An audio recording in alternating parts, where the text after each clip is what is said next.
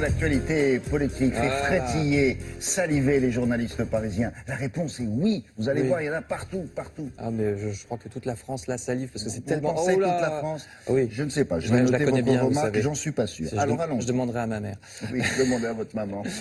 Donc, actualité très politique parce que les journaux de ce matin n'en reviennent pas du micmac de la journée d'hier. Micmac, c'est le mot en couverture du Parisien aujourd'hui en France. Regardez, c'est quoi ce micmac? Cet incompréhensible cafouillage, je cite, autour des résultats de la primaire socialiste. Le compte est presque bon, ricane Libération. Premier tour entaché de soupçons, écrivent de leur côté les Échos.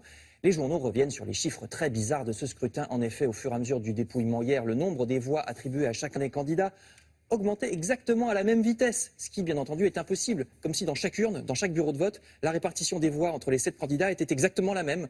C'est impossible. Quel est donc ce parfum d'embrouille, écrit le Parisien? Quels sont ces calculs grotesques, renchérit Libération?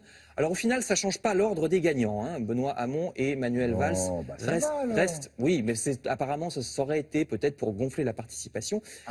Mais enfin, tout de même, écrivent les journaux, le Parisien résume à sa manière, ou bien les responsables de la primaire ont essayé de gruger pour augmenter la participation artificiellement, ou bien ils sont totalement crétins, je cite le Parisien.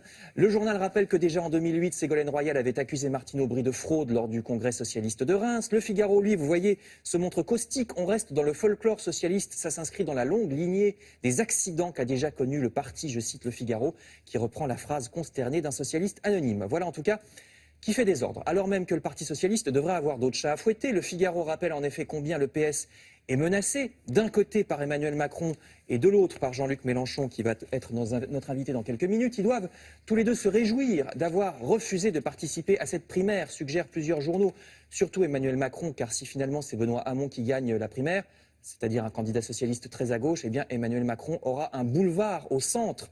Je cite le Figaro. Figaro qui se demande en revanche qui prendra le pas sur l'autre entre messieurs Hamon et Mélenchon, puisque les deux sont très proches en matière de positionnement. Et puis, décidément, les politiques ne sont pas à la fête. Ce matin, il y a plusieurs articles dans les journaux sur Claude Guéant. Claude Guéant condamné, c'est la première chute au sein de la maison Sarkozy, titre avec gourmandise la couverture de l'Humanité. Condamné à 1 an de prison ferme pour s'être distribué de l'argent liquide quand il était ministre de l'Intérieur. Cependant, le Parisien nous explique pourquoi Claude Guéant pourra quand même, normalement, éviter la prison. D'abord en raison de son âge, 72 ans, et aussi parce que la peine est assez courte, donc il devrait risquer au pire un bracelet électronique, estime le journal. Enfin, je termine avec Donald Trump et une expression nouvelle, du langage. On invente des expressions, en l'occurrence expressions anglaises. On commence à l'entendre de plus en plus. Il s'agit des relations du président américain avec les médias, et cette expression, c'est la post-vérité. Post-vérité au-delà de la vérité. Mot consacré, mot de l'année par Oxford. Ça désigne les hommes politiques, au hasard M. Trump, mais c'est pas le seul, les hommes politiques qui disent n'importe quoi, qui savent très bien qu'ils disent n'importe quoi, mais qui s'en fichent. Parce que leurs déclarations, même mensongères, ils le savent, seront reprises par les réseaux sociaux. Et oui, le plus souvent, les réseaux sociaux se fichent de savoir si une phrase est vraie. Ce qui les intéresse, c'est qu'elle soit bien tournée et qu'elle leur plaise.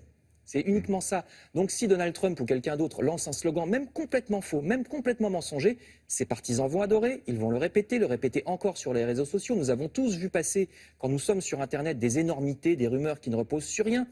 Et les médias sérieux, c'est ça le pire, ont beau démentir, expliquer par A plus B que c'est faux. Personne ou presque ne les écoute, à les comprendre.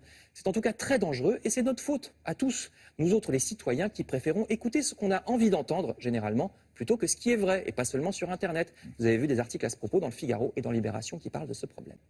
Merci beaucoup. Dans la série, on n'arrête pas le progrès avec